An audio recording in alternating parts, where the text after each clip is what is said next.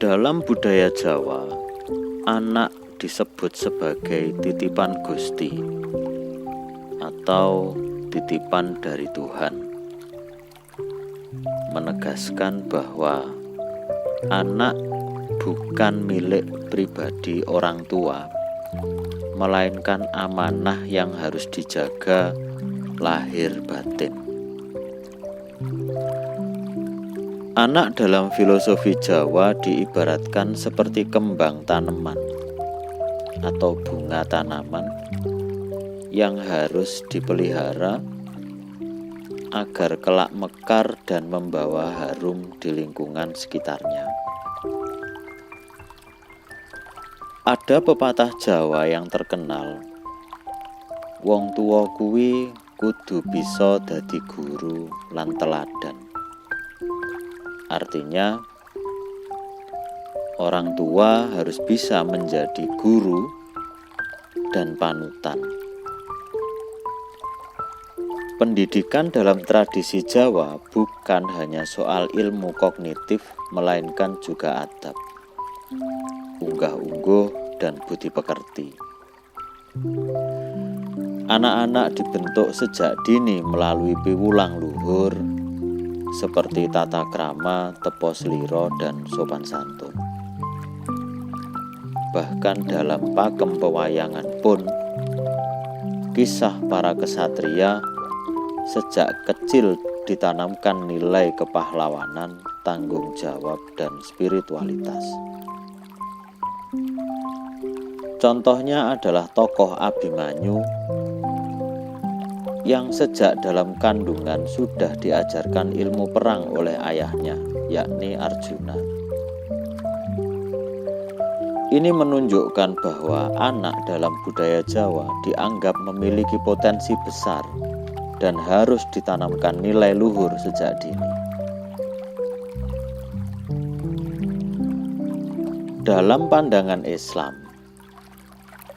anak adalah nikmat sekaligus ujian dari Allah. Dalam Al-Quran surat Al-Anfal ayat 28, Allah menyiratkan,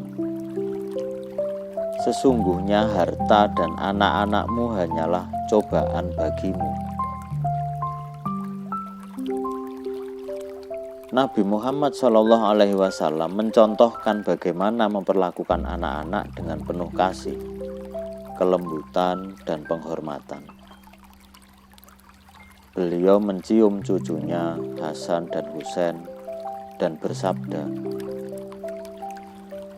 barang siapa tidak menyayangi anak kecil kita dan tidak menghormati yang tua, maka dia bukan dari golongan kita, seperti yang diriwayatkan oleh Tirmidzi. Islam juga sangat mendorong pendidikan anak sejak usia dini. Hadis Rasulullah menyebutkan, setiap anak dilahirkan dalam keadaan fitrah, maka orang tuanya lah yang menjadikannya Yahudi, Nasrani, atau Majusi.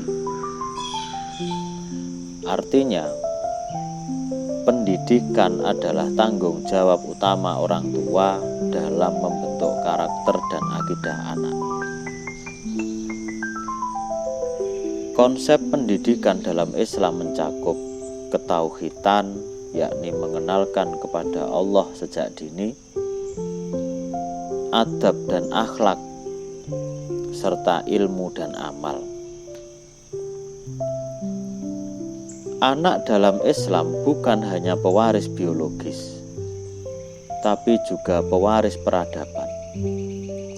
Maka, anak yang solih menjadi investasi akhirat, sebagaimana disebut dalam hadis, jika anak Adam wafat, maka terputus amalnya kecuali 3, yakni sedekah jariyah, ilmu yang bermanfaat, dan anak soleh yang mendoakannya. Dalam perspektif modern, secara nasional, Hari Anak Nasional dicanangkan untuk mengingatkan seluruh elemen bangsa bahwa Anak memiliki hak yang melekat sejak lahir, hak untuk hidup, tumbuh kembang, mendapatkan perlindungan dan partisipasi.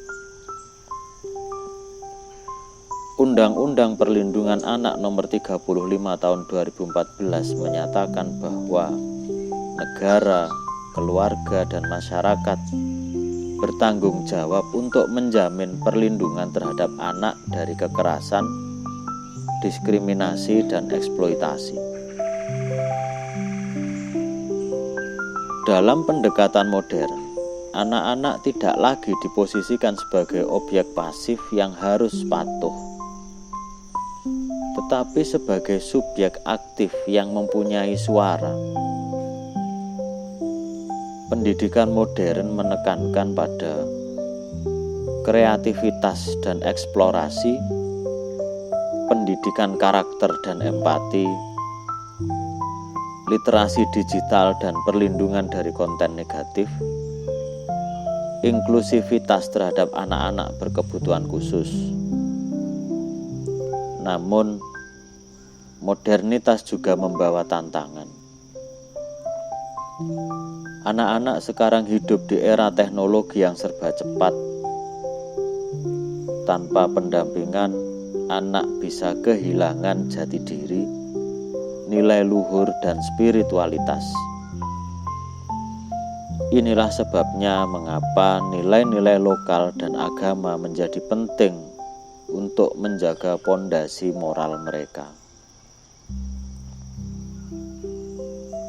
Saat ini kita membandingkan antara budaya Jawa, nilai-nilai Islam, dan pendekatan modern.